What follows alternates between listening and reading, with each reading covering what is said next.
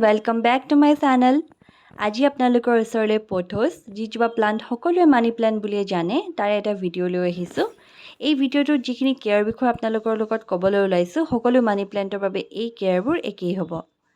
যিসকলে গাৰ্ডেনিং কৰিম বুলি ভাবিছে তেওঁলোকৰ বাবে মানি প্লান্ট বা pothos মই ভাবো এজোপা বেষ্ট চইচ হ'ব। এই প্লান্টজোপা খুব হাৰ্ডি হয় সেই কাৰণে বিগিনাৰ্ছৰ বাবে কেয়াৰ কৰিবলৈ খুব ইজি এজোপা প্লান্ট। মানি প্লান্টৰ ইমান যে ভেৰাইটি আছে নহয় আপোনালোকে কালেকশ্যন কৰি হেক কৰিব নোৱাৰিব বা ময়েই নোৱাৰিম কৰিবলৈ। মোৰ এতিয়া বৰ্তমান আছে 5জোপা ডিফাৰেণ্ট ভেৰাইটি মানি প্লান্ট। আপোনালোকৰ ওচৰলৈ মই 3জোপাকে আজি লৈ আহিছোঁ। এতিয়া আমি জানি লওঁ মানি প্লান্ট কেনেকৈ গ্ৰ' কৰিব লাগে। সকলোতকৈ প্ৰথমত মাটিটো কেনেকৈ বনাব তাৰে বিষয়ে লৈ আহোঁ। আগৰ ভিডিঅ'বোৰত কোৱাৰ দৰে মাটিবোৰ সদায় ৱেল ড্ৰেইন বনাব যাতে পানী দিয়াৰ লগে লগে পটটোৰ হোল দি পানীবোৰ ওলাই যাব পাৰে। তাৰ বাবে মাটিখিনিত আপোনালোকে ব্যৱহাৰ কৰিব নৰ্মেল গাৰ্ডেন সইল 40%, চেণ্ড বা বালি 20%, কোকোপিট 20%, বাৰ্মি কম্পোষ্ট 10% বা শুকান গোবৰ থাকিলে সেয়াও ব্যৱহাৰ কৰিব পাৰে আৰু লগতে 5% বোন মিল আৰু 5% নিম কেক পাউডাৰ। সকলোখিনি ভালদৰে মিক্স কৰি পটটোত ফিল কৰি ল'ব।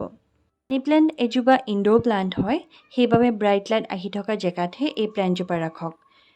ভিতৰত যদি ৰাখিম বুলি ভাবিছে তেন্তে খিৰিকী বা দৰ্জাৰ কাষত ৰাখক যাতে বাহিৰৰ লাইট আহি থাকিব পাৰে আৰু বতাহো পাছ হৈ থাকিব পাৰে। ৰ'দ পৰি থকা জেগাত একেবাৰে নাৰাখিব নহ'লে পাতবোৰ ব্ৰাউন কালাৰ হৈ যোৱা দেখিবলৈ পাব বা জ্বলি যোৱা দেখিবলৈ পাব।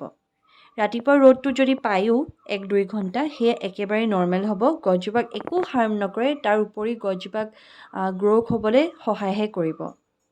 এতিয়া আহোঁ পানীৰ কথালৈ। পানী তেতিয়াহে দিব যেতিয়া ওপৰ মাটিভাগ আপোনালোকে শুকান দেখা পাব। মানি প্লান্ট এজোপা মইশ্চাৰ লাভিং প্লান্ট হয় সেইবাবে একেবাৰে শুকাই যোৱাটো পচন্দ নকৰে। আপোনালোকে মাটিখিনি চেক কৰি সময়ে সময়ে ইয়াত পানী দি থাকিব।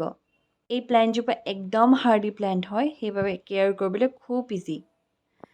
যিহেতু মাটি প্ৰস্তুত কৰোঁতে আমি কোকোপিট ব্যৱহাৰ কৰিছোঁ সেইবাবে অ'ভাৰ ৱাটাৰিং নকৰিব কাৰণ কোকোপিটটোৱে বহুতখিনি পানী হোল্ড কৰি থাকে যাতে প্লান্টজোপাক মইশ্চাৰ দি থাকিব পাৰে। তাৰ উপৰিও যদি আমি আৰু পানী বেছি ব্যৱহাৰ কৰোঁ তেতিয়া প্লান্টজোপা ফাংগাছ লাগি যোৱাৰ ভয় থাকে। সেয়েহে পানী দিওঁতে সদায় সাৱধান হ'ব আৰু চেক কৰিহে পানী ব্যৱহাৰ কৰিব। ফাৰ্টিলাইজাৰবোৰ 1 মাহৰ মূৰে মূৰে আপোনালোকে ইউজ কৰিব পাৰে। বাৰ্মি কম্পোষ্ট বা শুকান গোবৰ এমুঠি লৈ পটটোৰ মাটিখিনি অলপ খুচৰি ল'ব। তাৰপিছত পটটোৰ কিনাৰে কিনাৰে এই ফাৰ্টিলাইজাৰবিধ দি দিব পাৰে। মই বিশেষকৈ লিকুইড ফাৰ্টিলাইজাৰ বেছি ভাল পাওঁ। চিবিড লিকুইড ফাৰ্টিলাইজাৰ এবিধ আছে সেয়াহে মই বেছিকৈ ইউজ কৰোঁ। এই ফাৰ্টিলাইজাৰবিধ দোকান বা অনলাইন ছাইটত এভেইলেবল আছে, তাৰ পৰা আপোনালোকে সংগ্ৰহ কৰিব পাৰে। যিকোনো ধৰণৰ ব্ৰেণ্ড আপোনালোকে ইউজ কৰিব পাৰে।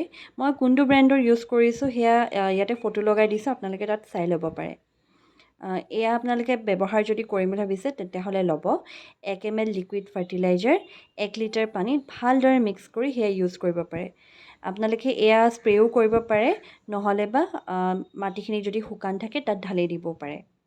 মানি প্লান্টজোপা ভালকৈ গ্ৰ' হ'বলৈ মই ইয়াত ষ্টিক ব্যৱহাৰ কৰিছোঁ। এয়া মই ঘৰতে বনাই লৈছোঁ। PVC পাইপ এডাল লৈ তাতে নাৰিকল ৰছী বুলি যিটো কয় সেয়া ভালকৈ বান্ধি লৈ তাত এই প্লান্টজোপা বগাবলৈ দিছোঁ। আৰু ওচৰতে এইজোপা হৈছে মাৰ্বল পথোছ। মই নিউকৈ মোৰ কালেকশ্যনত এড কৰিছোঁ। সেয়া এতিয়ালৈকে ইমান ডাঙৰ হোৱা নাই সেইকাৰণে ষ্টিকডালত লগাই দিয়া নাই।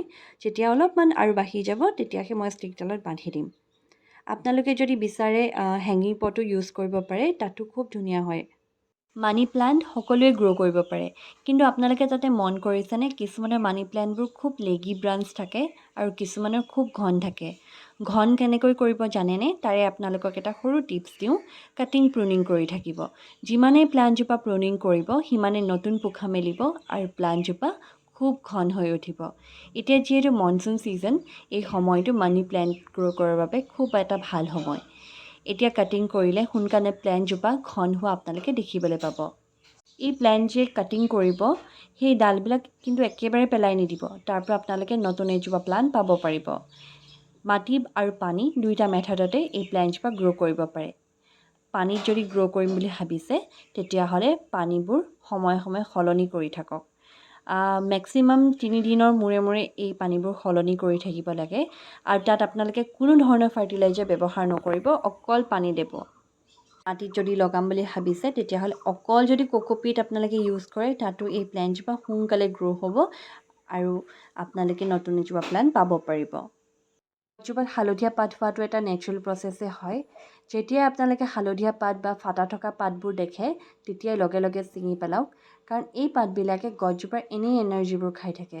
এনাৰ্জিবোৰ লষ্ট হোৱাৰ ফলত ভাল পাতবিলাক ভালকৈ গ্ৰ'থ হ'ব নোৱাৰে। সেয়েহে দেখা মাত্ৰকে এনেকুৱা ধৰণৰ পাতবিলাক ছিঙি পেলাওক। আৰু ফুটা থকা পাত দেখাৰ লগে লগে আপোনালোকে গম পাব প্লাণ্টজোপাত ইনছেক্ট এটেক্ট হৈছে।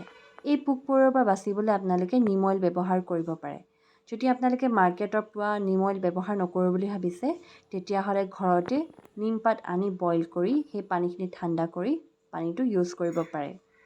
মাহত যদি এই নিম অইল এবাৰো ইউজ কৰে, তেতিয়াহ'লে আপোনালোকৰ প্লাণ্টজোপা ডিজিজ ফ্ৰী হৈ থাকিব আৰু হেল্ডি হৈ থাকিব।